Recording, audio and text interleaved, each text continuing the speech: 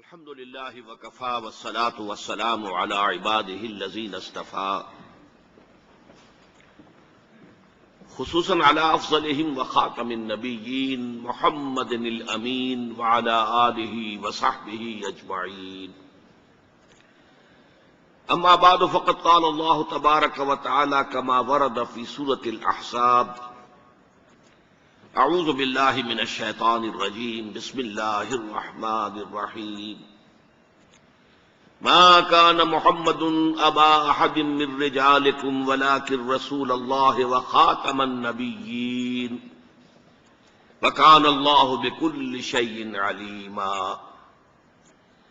وقال تبارک وتعالی کما ورد فی سورة التوبہ وسورة الفتح وسورة الصف: هو الذي ارسل رسوله بالهدى ودين الحق ليظهره على الدين كله.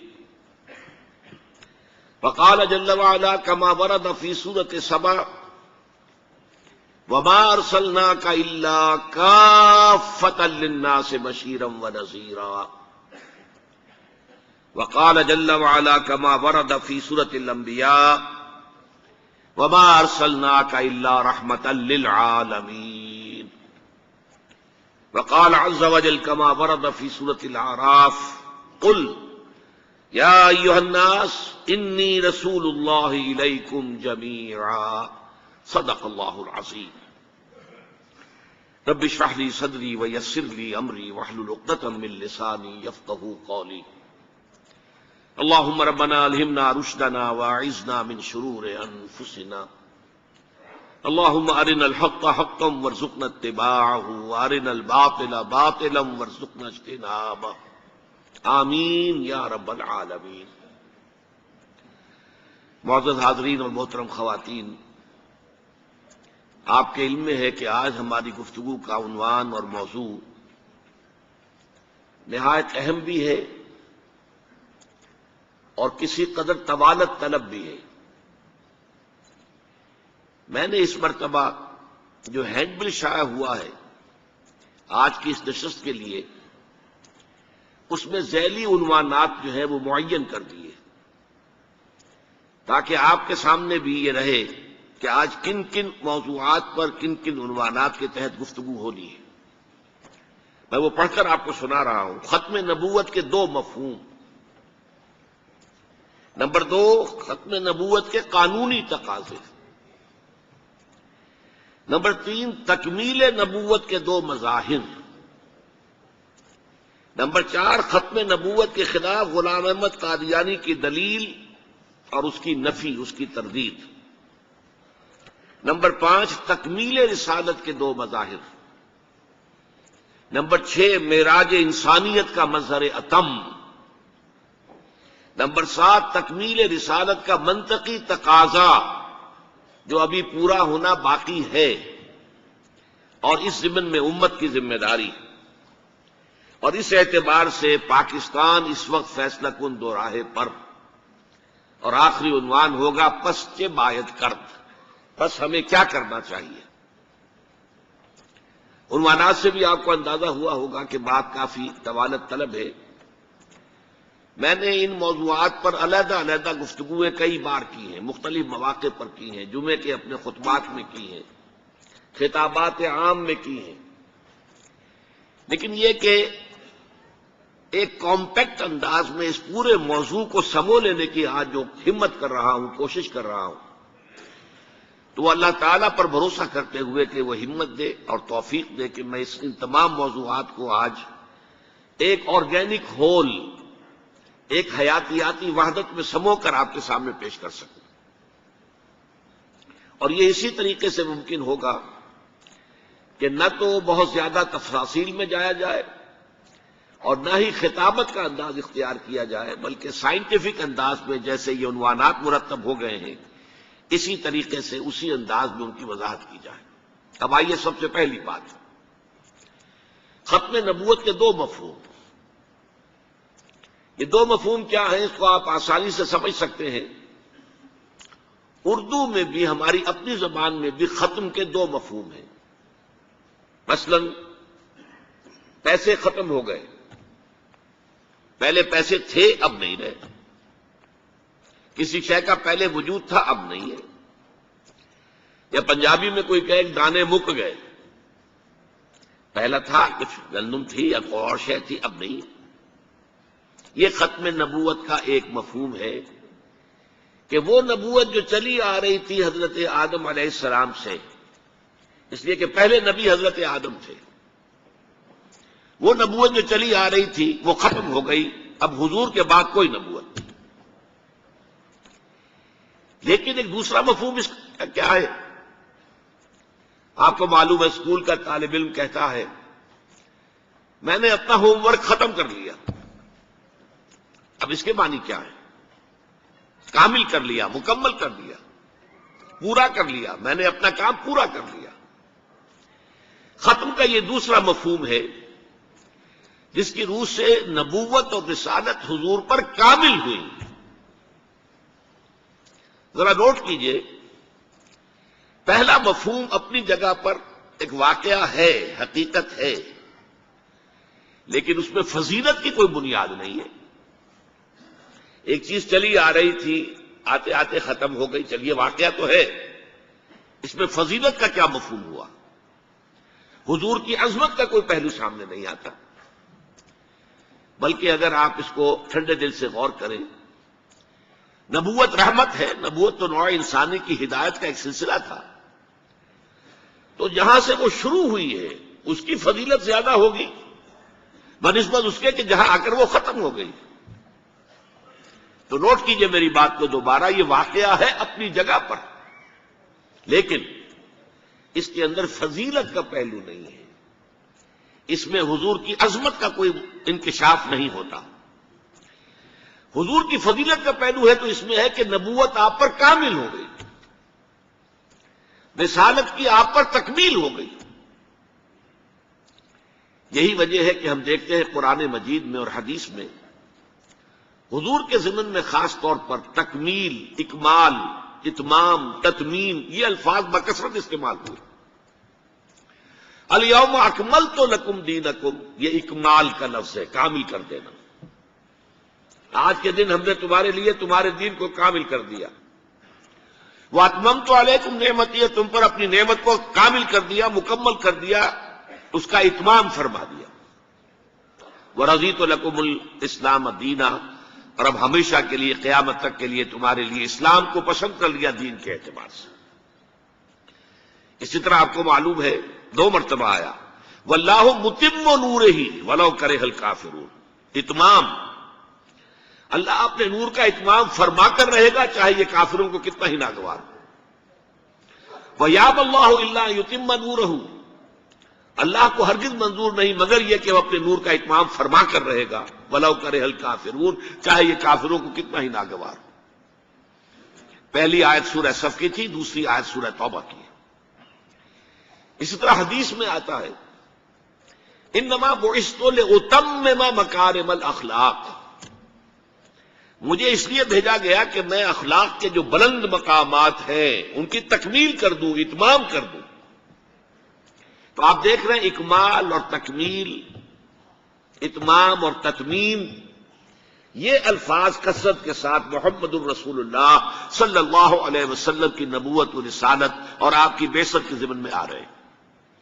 اس میں ہے اصل فضیلت، اس میں ہے آپ کی عظمت کا انکشاف۔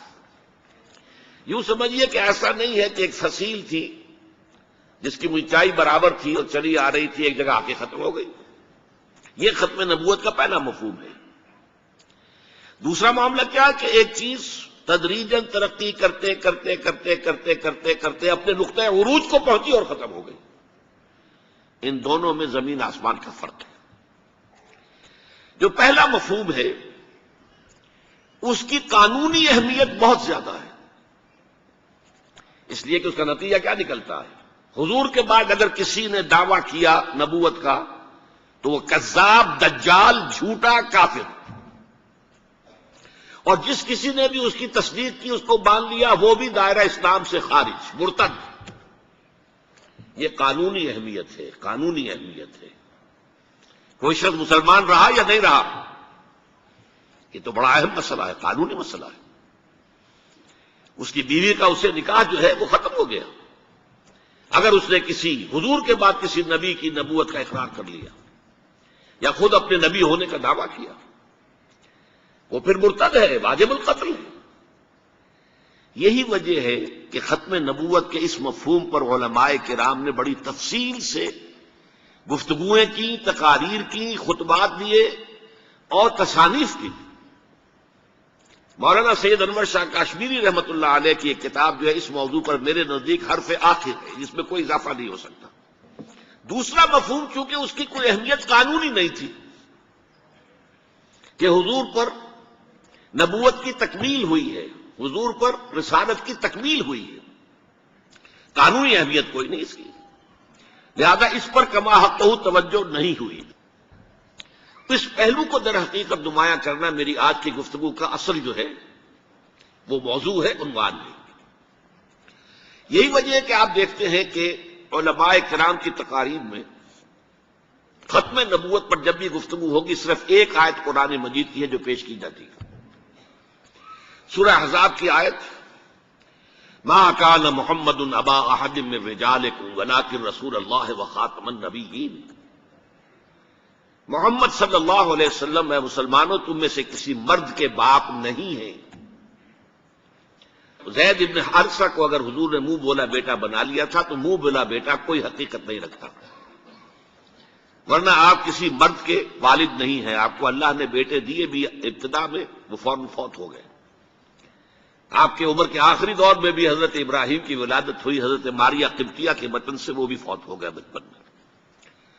تو ما کان محمد ابا احد من رجالکم ولکن رسول اللہ وخاتم النبیین، وہ تو اللہ کے رسول ہیں اور نبیوں کی مہر ہیں، مہر لگ گئی، اب یہاں سے کوئی اور شے نہیں نکل سکتی، یہ بند ہو گیا راستہ، یہاں سے اب کسی اور نبوت کے اجرا کا سوال پیدا نہیں ہوتا۔ اور یہ آج کس کانٹیکسٹ میں آئی ہے؟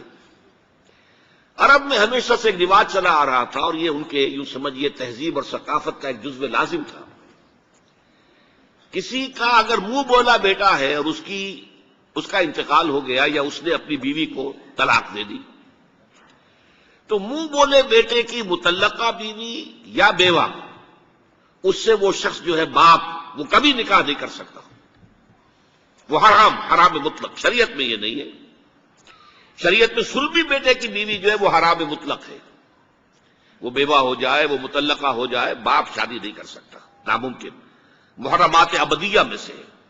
لیکن منہ بولے بیٹے کی کوئی حیثیت نہیں۔ اس رسم کو توڑنے کے لیے اگر خود حضور صلی اللہ علیہ وسلم اس پر عمل نہ کرتے تو کسی طرح بھی یہ صورت ختم نہیں ہو سکتی۔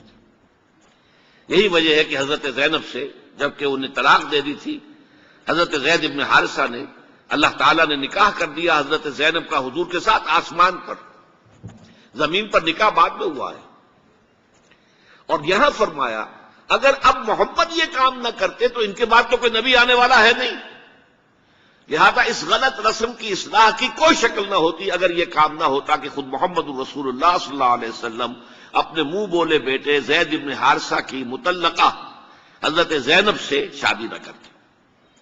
یہ اس معنی میں قانونی جو مفہوم ہے ختم نبوت کا، اس کے اعتبار سے ریلیونٹ آیت ہے، اس میں کوئی شک نہیں۔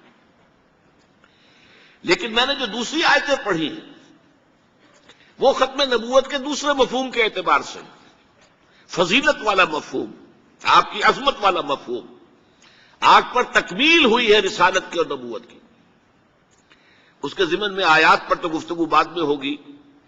میں یہ ختم نبوت کے دو مفاہیم جو میں نے بیان کیے ہیں ان کے اعتبار سے آپ کو بعض حدیثیں سنا دینا چاہتا ہوں۔ دیکھیے، ایک جامع ترمذی میں روایت ہے حضرت ثوبان سے رضی اللہ تعالی عنہ، حضور نے فرمایا انہ سیکون فی امتی ثلاثون کذابون کلہم یزعم انہ نبی وانا خاتم النبیین لا نبی بعدی۔ آپ نے فرمایا میری امت میں 30 افراد ایسے اٹھیں گے جو دجال ہوں گے، کذاب ہوں گے، جھوٹے ہوں گے، ان میں سے ہر شخص جو ہے یہ گمان کرتا ہوگا اپنے بارے میں کہ وہ نبی ہے، حالانکہ میں خاتم النبیین ہوں، اور خاتم النبیین کے معنی کیا؟ لا نبی بعدی، اب میرے بعد کوئی نبی نہیں ہوگا۔ اس قانونی مفہوم کو بہت ہی عمدگی کے ساتھ یہاں واضح کر دیا گیا کہ اب چاہے دجال اٹھیں گے، حضور کے اپنے زمانے میں اٹھ گئے تھے، پھر اس دور میں تو بڑی تیزی کے ساتھ، بڑی رفتار جو ہے تیز ہو گئی ہے، زمانہ آخری آ رہا ہے، وہ 30 کی تعداد اب جو ہے پوری ہونی ہے۔ بہاءاللہ ایران میں اٹھا، غلام احمد قادیانی ہندوستان میں اٹھا، ابھی آپ کے ہاں ایک یوسف صاحب تھے، ان کو ویسے ہی ایک شخص نے گولی مار دی ہے سائی وال جیل میں، ورنہ وہ بھی کہتے تھے میں محمد ہوں صلی اللہ علیہ وسلم، معاذ اللہ ثم معاذ اللہ ثم معاذ اللہ۔ پچھلے دنوں خبر آئی تھی کہ ملتان میں کسی نے نبوت کا دعویٰ کر دیا ہے، وہ گرفتار کیا گیا، اس پر مقدمہ چل رہا ہے۔ تو یہاں حضور نے فرما دیا کہ 30 ہوں گے ایسے افراد میری امت میں سے کہ جو دعویٰ کریں گے وہ جھوٹے ہوں گے، کذابون، اور جو دعویٰ کریں گے نبوت کا، حالانکہ میں خاتم النبیین ہوں اور میرے بعد کوئی نبی نہیں۔ دوسری حدیث ہے، یہ حضرت ابو ہریرہ سے ہے رضی اللہ تعالیٰ عنہ، اور یہ سنن ابی داؤد میں ہے۔ لا تقوم الساعۃ، حضور نے فرمایا قیامت قائم نہیں ہوگی حتی یخرج 30 دجالون، جب تک کہ 30 دجال ظاہر نہ ہو جائیں، کلہم یزعم انہ رسول اللہ، جن میں سے ہر شخص یہ کہے گا اور سمجھے گا کہ میں اللہ کا رسول ہوں۔ یہ دو حدیثیں ہیں لا نبی بعدی کے مفہوم کے اندر، قانونی مفہوم جو ختم نبوت کا یہ مفہوم ہے کہ آپ کے بعد کوئی نبی نہیں۔ دوسری حدیث سنیے، اس پہ تکمیل نبوت کا تصور آ رہا ہے، بڑی پیاری حدیث ہے، حضرت ابو ہریرہ رضی اللہ تعالیٰ عنہ سے مروی ہے، اور اس حدیث کی سند بہت قوی ہے، متفقون علیہ، بخاری اور مسلم دونوں میں۔ حضور فرماتے مثلی و مثل الانبیاء، میری اور سابقہ انبیاء کی مثال ایسے ہے کہ مثل قصر، ایک ایسا محل کسی ہے، احسن بنیانہ، جس کی تعمیر بہت عمدہ کی گئی، بہت شاندار قصر تعمیر کیا گیا، وَتَكَ مِنْهُ مَوْضِعَ لَبْنَةٍ، لیکن ایک اینٹ کی جگہ چھوڑ دی گئی، ایک جگہ پر رکھنا چھوڑ دیا گیا، وہ کمی ایک تھی کہ جو اس کے اندر باقی تھی۔ فطاف بہ النظار یتعجبون من حسن بنیانہ، تو اس محل اور قصر کا طواف کرتے تھے لوگ، ارد گرد گھومتے تھے اور بہت تعجب کرتے تھے، کتنی شاندار عمارت ہے، کتنی عظیم عمارت ہے، کیسا عالیشان محل تعمیر کیا گیا ہے۔ الا موضع تلک اللبنہ، سوائے اس ایک اینٹ کی کمی کے جو انہیں عجیب محسوس ہوتی تھی کہ یہ ایک اینٹ کی کمی کیوں رکھ دی گئی۔ اب حضور فرماتے فکنت انا، وہ اینٹ میں ہوں، صدقت موضع اللبنۃ، میں نے اس اینٹ کے رکھنے کو پورا کر دیا ہے۔ ختم بی البنیان، میرے ذریعے سے قصر رسالت کی تکمیل ہو گئی ہے، وختم بی الرسل، اور میرے ذریعے سے مجھ پر رسالت کا اختتام ہو گیا۔ اب یہاں محل اور محل میں ایک کمی اور اس کمی کا آپ کے ذریعے سے پورا ہو جانا، یہ ہے تکمیل نبوت و رسالت کا معاملہ۔ تو میں نے اپنا پہلا مضمون پورا کیا، ختم نبوت کے دو مفہوم۔ اب آئیے ختم نبوت کے قانونی تقاضے۔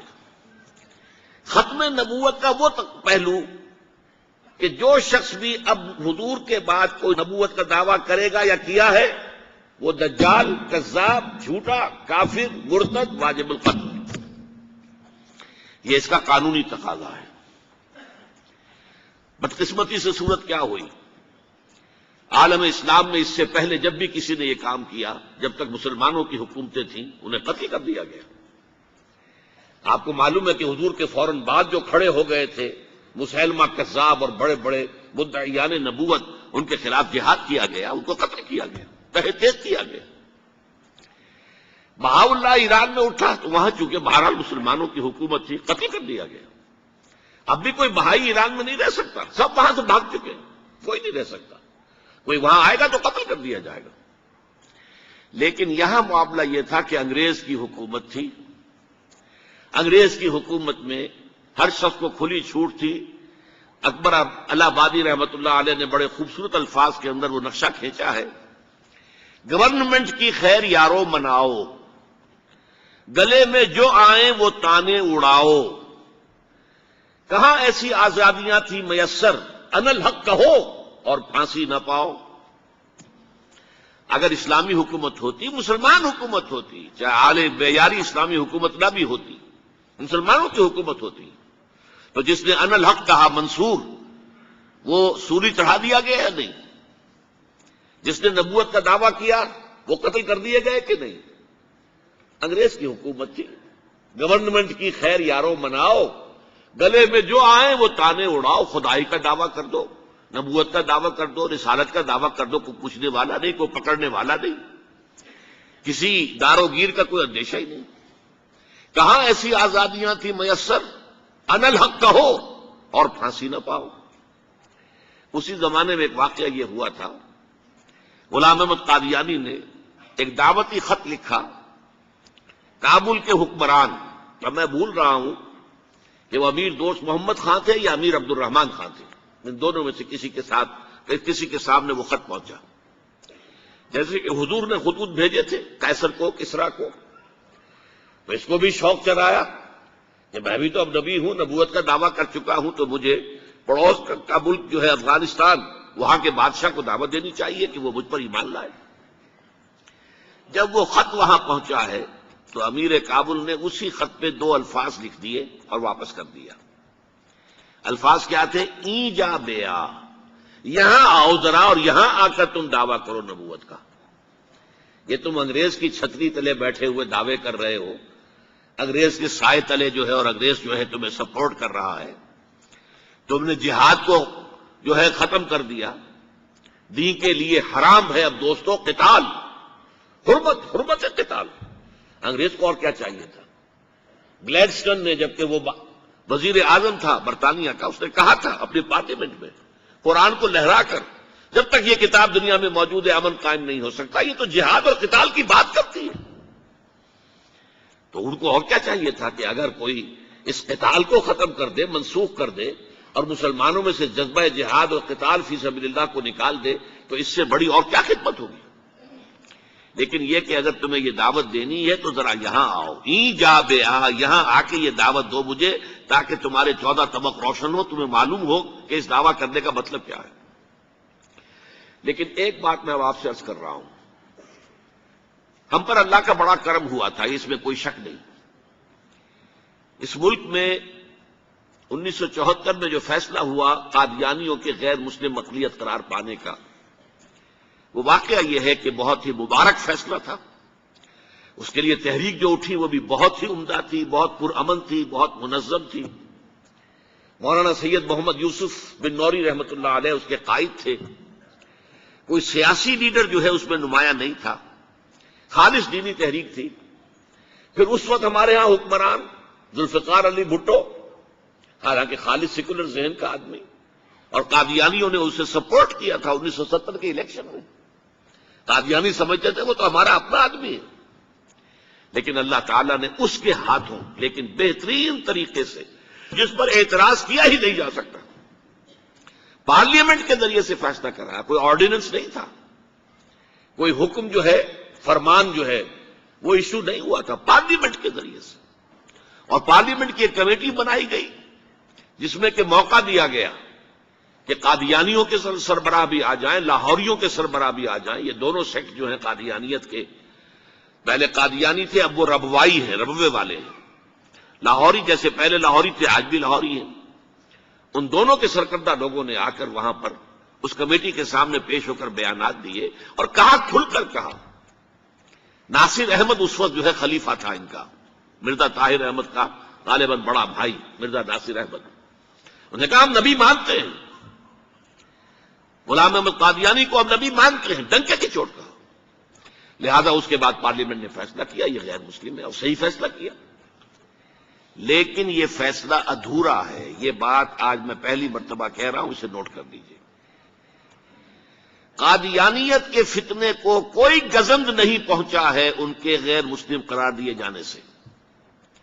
وہ فتنہ جوں کا توں پنپ رہا ہے، جوں کا توں پھیل رہا ہے، جوں کا توں وہ اپنے سرطان کی جڑیں پھیلا رہا ہے ہمارے معاشرے میں. اور ویسے یہ کہ عالمی سطح پر انہیں بڑی سرپرستی حاصل ہو گئی ہے.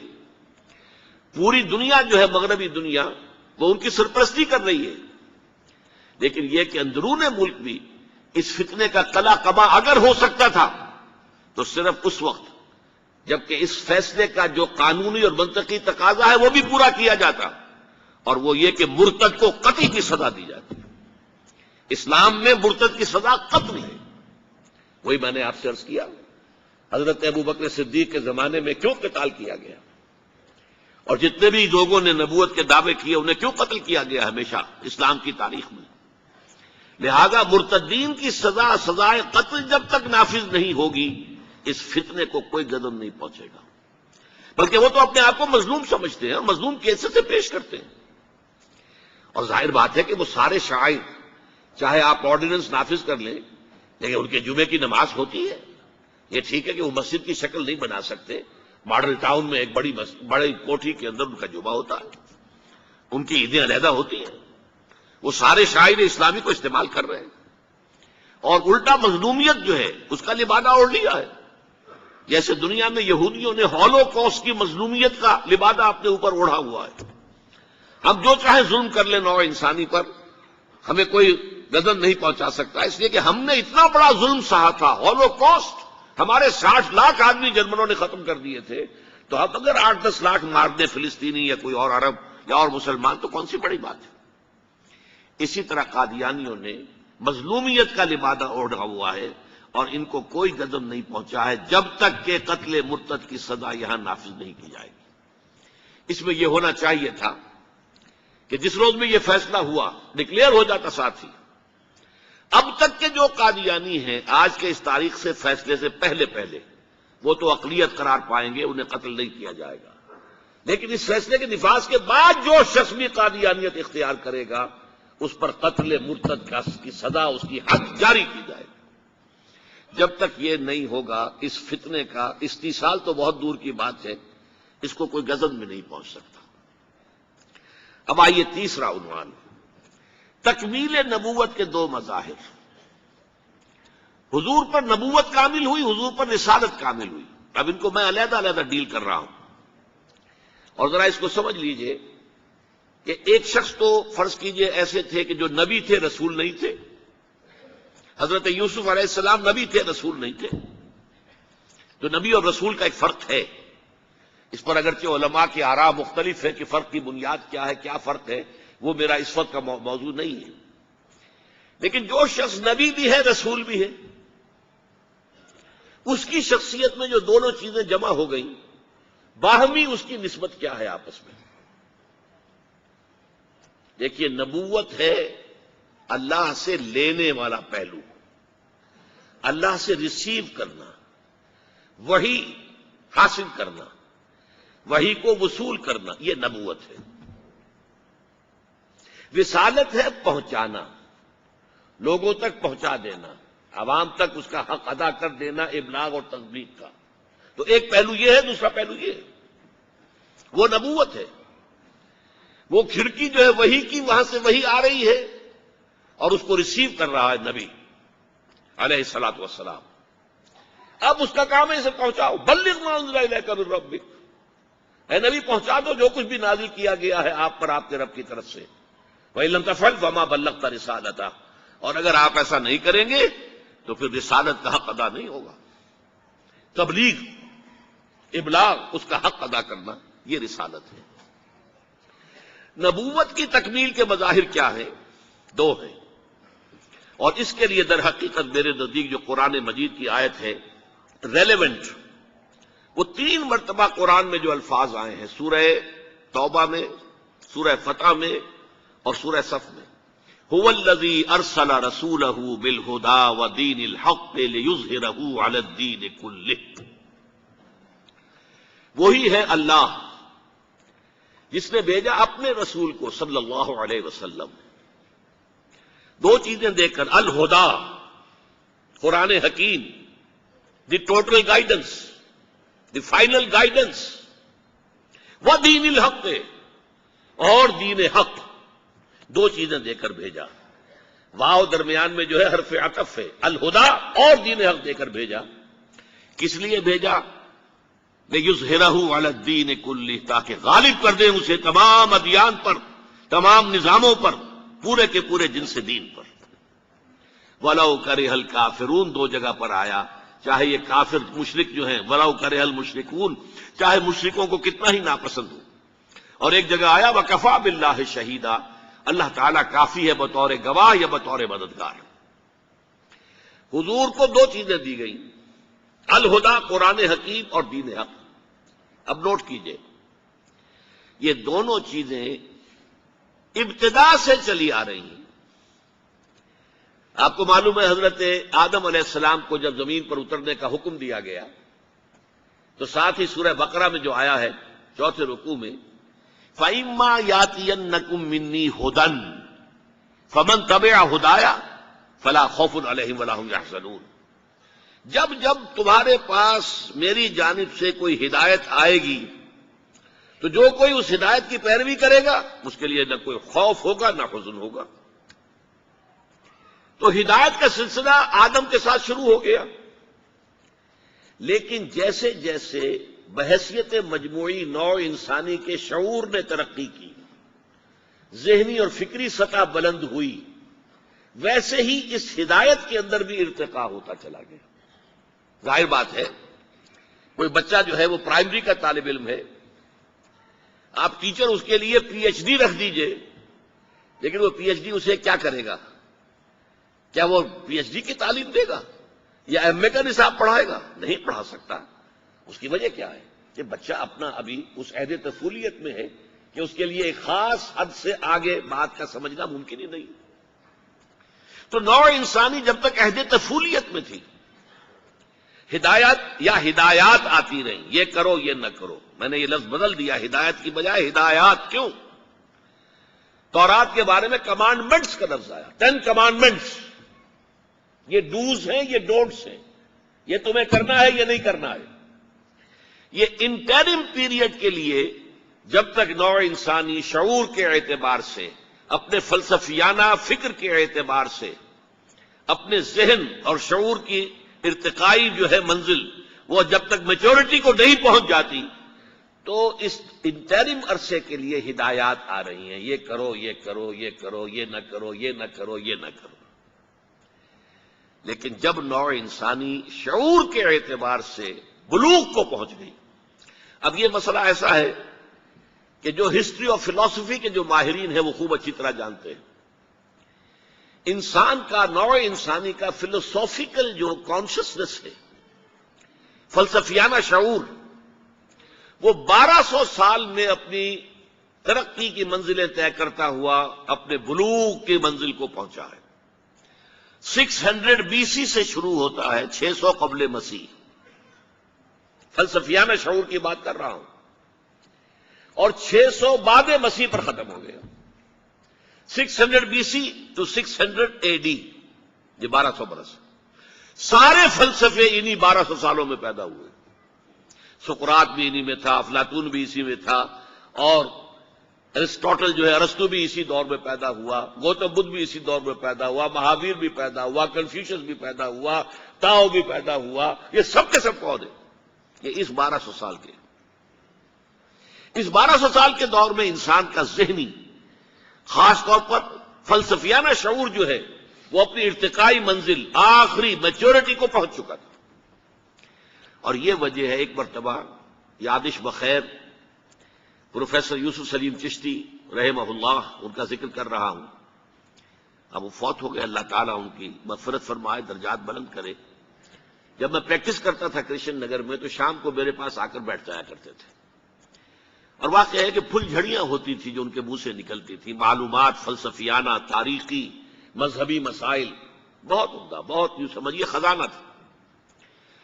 انہوں نے یہ کہا کہ عجیب بات ہے کہ 600 قبل مسیح سے 600 بعد مسیح تک جتنے مذہب پیدا ہونے تھے ہو چکے، جتنے فلسفے پیدا ہونے تھے ہو چکے، اس کے بعد کوئی نیا فلسفہ دنیا میں نہیں آیا۔ پرانی شراب ہے جو نئے لیبلز کے ساتھ بوتلوں میں پیش کی جا رہی ہے۔ ان کا ذہن ادھر نہیں گیا تھا، میرا ذہن فوراً منتقل ہوا کہ چشتی صاحب اس کا تو پھر براہ راست تعلق ختم نبوت کے ساتھ ہے۔ کہنے لگی کیوں؟ جب انسان جو کچھ سوچ سکتا تھا از خود سوچ چکا. 600 اگر عیسوی تک آپ سمجھتے ہیں کہ انسان کا فلسفیانہ شعور جو ہے وہ اپنی پختگی کو اور بلوغت کو پہنچ گیا تھا، تو 610 میں محمد الرسول اللہ پر وحی کا آغاز ہوا. اقرا بسم ربک الذی خلق خلق الانسان من علق اقرا وربک الاکرم الذی علم بالقلم علم الانسان ما لم یعلم. اور شاید سیرت النبی کا یہ پہلو بہت کم لوگوں کی نگاہوں کے سامنے ہے. اس اقرا کی وحی کے آنے سے متصلاً قبل مدت کا ہمارے پاس تعین نہیں ہے، کئی مہینے یا کتنا لمبا عرصہ لگا ہے. حضور جو مراقبہ کرتے تھے غار حرا میں کیا کرتے تھے؟ کئی کئی دن مقیم ہیں، دن رات وہیں ہیں. حضرت خدیجہ الکبریٰ رضی اللہ تعالی عنہا نے کچھ کھانے پینے کا سامان کر دیا ہے، بس وہاں چلے گئے ہیں، اور وہاں جو ہے قیام ہے دن اور رات، کئی کئی دن. کیا کرتے تھے؟ حدیث میں الفاظ آتے ہیں یتحنس فیہ، وہاں آپ عبادت کرتے تھے. لیکن پھر سوال پیدا ہوا کون سی عبادت؟ وہ یہودوں کے ہاں پیدا ہوتے تو یہودیوں والی عبادت کرتے، عیسائیوں کے ہاں پیدا ہوتے تو عیسائیوں والی عبادت کرتے. پیدا تو ہوئے مشرکین کے ہاں عرب کے اندر مکے میں، ظاہر بات ہے وہ عبادت کرنے کا سوال ہی نہیں. سلیم الفطرت انسان، آپ نے کبھی کسی بت کو سجدہ نہیں کیا تو کون سی عبادت کرتے تھے؟ تو شارحین حدیث نے اس کا حل نکالا ہے. کانا صفت و تعبدہ فی غار حرا التفکر والاعتبار، کہ حضور کی جو عبادت غار حرا میں تھی وہ غور و فکر، سوچ بچار. میرا دعویٰ یہ ہے پوری انسانی فلسفیانہ سوچ کے مراحل اللہ نے طے کرائے ہیں حضور کو صلی اللہ علیہ وسلم، اور اس کے بعد اقرا بسم ربک الذی خلق خلق الانسان من علق.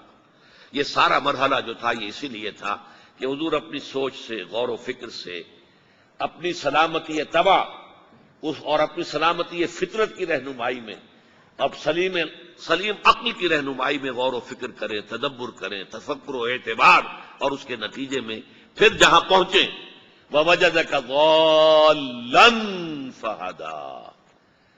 اے نبی ہم نے پایا آپ کو کہ آپ ہدایت کی تلاش میں سرگرداں ہیں، تو ہم نے پردے اٹھا دیے. آؤ اقرا بسم ربک الذی خلق خلق الانسان من علق اقرا وربک الاکرم الذی علم بالقلم علم الانسان ما لم یعلم. اب یہاں نوٹ کیجئے جو نکتے کی بات ہے. دیکھیے ایک بہت اہم حقیقت جو نگاہوں کے سامنے نہ ہو تو اس کی کوئی حیثیت نہیں، اور نگاہوں کے سامنے آ جائے تو بڑی اہمیت کی حامل ہے. کیا تورات اللہ کی کتاب نہیں تھی؟ اس میں تحریف ہو گئی. کیوں ہو گئی؟ اگر اللہ نے ضمانت لی ہوتی کہ اس میں تحریف نہیں ہو سکتی تو کیا تحریف ہو سکتی تھی؟ کیا انجیل اللہ کی کتاب نہیں تھی؟ یقیناً تھی. تحریف ہو گئی. کیوں؟ اللہ نے اس کی حفاظت کا ذمہ نہیں لیا. اور اگر قرآن کی حفاظت کا ذمہ اللہ نہ لیتا تو کیا ہم چھوڑ دیتے تحریف کیے بغیر؟ غور کر لیجئے. خود بدلتے نہیں قرآن کو بدل دیتے ہیں. ہوئے کس درجہ فقیہان حرم بے توفیق. قرآن کے ترجمے میں تحریفیں ہوئی ہیں، قرآن کی تفسیروں میں تحریفیں ہوئی ہیں. ہاں ایک متن قرآن ہے اس میں تحریف نہیں ہو سکتی. کیوں؟ انا نحن نزلنا الذکر وانا لہ لحافظون. ہم نے ہی اس الذکر کو نازل کیا ہے اور ہم ہی اس کے محافظ ہیں. کہ سوال یہ ہے کہ انا نحن نزلنا الذکر جو ہے یہ تو تورات کو بھی کور کرتا ہے، یہ انجیل کو بھی کور کرتا ہے، زبور کو بھی کور کرتا ہے. اللہ ہی نے نازل کی تورات، اللہ نے نازل کی. اور خاص طور پر سورہ مائدہ کے 7ویں رکوع میں انا انزلنا التوراۃ فیہا ھدی و نور، ہم نے اتاری تھی تورات، اس میں ہدایت بھی تھی، نور بھی تھا. پھر انجیل کے بارے میں فیہا ھدی و نور، اس انجیل میں بھی ہدایت بھی تھی، نور بھی تھا. غور طلب بات کیا ہے؟ کیا وجہ ہے کہ اللہ نے ان کی حفاظت کا ذمہ نہیں لیا، قرآن کی حفاظت کا ذمہ لیا؟ بلکہ میں ذرا اور ایک لطیف انداز میں اس کو آپ کے ذہن کی گہرائیوں تک لے جانے کے لیے عرض کروں گا. میں مثال دیا کرتا ہوں کہ ان کتابوں کو یہ حق حاصل ہے کہ اللہ سے شکوہ کریں. کہ اے اللہ ہم بھی تیری کتابیں، قرآن بھی تیری کتاب، یہ ہمارے ساتھ سوتیلی بیٹیوں والا سلوک کیوں ہوا؟ قرآن کو تحفظ دیا، ہمیں نہیں دیا، کیا ہم تیری کتابیں نہیں؟ یقیناً ہے۔ اِنَّا أَنزَلْنَا التَّوْرَاةَ فِيهَا هُدًى وَنُورٌ وَآتَيْنَاهُ الْإِنْجِيلَ، حضرت عیسیٰ کو انجیل دی، فِيهَا هُدًى وَنُورٌ، اس میں ہدایت بھی تھی، نور بھی تھا۔ تو یہ ہم سے سوتیلی بیٹیوں والا سلوک کیوں ہوا؟ اس کی وجہ سمجھ لیجئے۔ جیسا کہ میں عرض کر چکا ہوں، ابھی ہدایت اپنے ارتقائی مراحل طے کر رہی تھی، ابھی اسے اپنے نقطۂ عروج اور نقطۂ کمال تک پہنچنا تھا۔ یہ انٹرم پیریڈ کی جو ہدایات آ رہی تھی درمیانی عرصے کے لیے، عبوری دور کے لیے، ان کو مستقل طور پر محفوظ کر دینے کی چندنا حاجت نہ تھی۔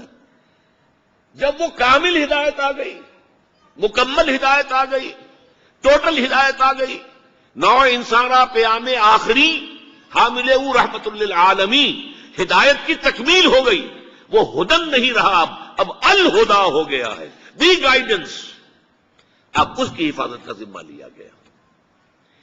یہاں ہے وہ نقطہ جس کو کہ آگے کے میں نے لکھا ہے، اور میں چاہتا ہوں اس کو یہی بیان کر دوں۔ ایک قادیانی سے جب میں نے اس معاملے پر بحث کی ہے تو جو سورہ بقرہ میں آیا ہے فَبُہِتَ الَّذِي كَفَرَ، تو میری دلیل کے آگے وہ بالکل مبہوت ہو کر رہ گیا، دائیں بائیں بغلیں جھانکنے کے سوا کچھ نہ رہا۔ دیکھیے غلام احمد قادیانی نے اپنے فتنے کا آغاز کہاں سے کیا تھا یہ سمجھ لیجئے۔ پہلے وہ ایک مناظر تھے، بہت اچھے مناظر، غلام احمد قادیانی تھا کہنا چاہیے، غلطی سے تھے کہ بیٹھا ہوں۔ آریہ سماجیوں سے مناظرے کیے، عیسائیوں سے مناظرے کیے، مناظروں میں فتح حاصل کی، مسلمانوں کی آنکھوں کا تارا بن گئے، محبوب ہو گیا۔ اس کے بعد اس نے ایک فتنہ چھوڑا، ایک شوشہ چھوڑا، نبوت اور وحی تو رحمت ہے، رحمت کیسے بند ہو سکتی ہے؟ وحی تو انسانوں کی ہدایت کے لیے ہے، انسان ختم نہیں ہوئے، وحی کیسے ختم ہو جائے گی؟ دیکھیے بظاہر یہاں دلیل ہے،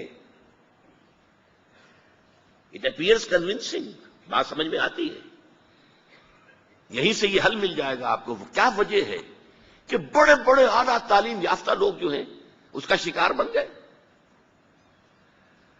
دنیا میں ایک ہی مسلمان نام کا سائنسدان جو ہے وہ آیا ہے ٹاپ پر، وہ قادیانی۔ ایک ہی مسلمانوں کا نام رکھنے والا جو ہے وہ international court of justice Hague کا جو ہے جج بنا ہے، وہ کون؟ قادیانی۔ ڈاکٹرز قادیانی، انجینئرز قادیانی، بڑے بڑے۔ یہ کیوں؟ یہ بات ایسی تھی کہ جو بظاہر دل کو اپیل کرتی ہے کہ جب حضرت آدم سے کہا تھا اما یاتینکم منی ھدی فمن تبع ھدایا فلا خوف علیہم ولا هم یحزنون، انسانوں کی ہدایت کے لیے وحی کا راستہ کھولا گیا، ابھی انسان ختم نہیں ہوئے، وحی کا کیسے دروازہ بند ہو جائے گا؟ اجرائے وحی کا پہلے شوشہ چھوڑا، اور جب وحی جاری ہے تو نبوت جاری ہے، لہذا پھر آخر میں آ کے نبوت کا دعویٰ کر دیا۔ اس نے ایک مسئلہ اور استعمال کیا، یہ اصل میں چالاک اور ہوشیار لوگوں کے معاملات ہوتے ہیں۔ عوام الناس کی نفسیات کو متاثر کرنے کے لیے ایک اور شوشہ چھوڑا۔ دیکھو یہ کیسے ہو سکتا ہے؟ ہمارے نبی حضرت محمد صلی اللہ علیہ وسلم وہ فوت بھی ہو گئے، دفن بھی ہو گئے، زیر زمین دفن ہے، اور عیسیٰ ابن مریم وہ آسمان پر اٹھا لیے گئے، وہ آسمان پر ہے، کیسے ہو سکتا؟ اب عام مسلمان کے لیے اس میں بھی ایک اپیل ہے کہ اس میں تو گویا کہ ثابت ہوا کہ حضرت عیسیٰ ابن مریم جو ہے وہ افضل ہو گئے محمد سے صلی اللہ علیہ وسلم۔ یہ ہیں وہ چیزیں کہ جن سے حالانکہ افضلیت کا اس سے کوئی تعلق نہیں۔ اصحاب کہف اگر 300 برس تک سوتے رہے تو اس میں کون سی افضلیت ہو گئی؟ کوئی افضلیت کا سوال نہیں۔ اس اعتبار سے حضرت عزیر کو اگر 100 برس تک مردہ رکھ کر اللہ نے دوبارہ زندہ کر دیا، کون سی افضلیت اس میں ہو جائے گی؟ اللہ کی قدرت ہے، اللہ کر سکتا۔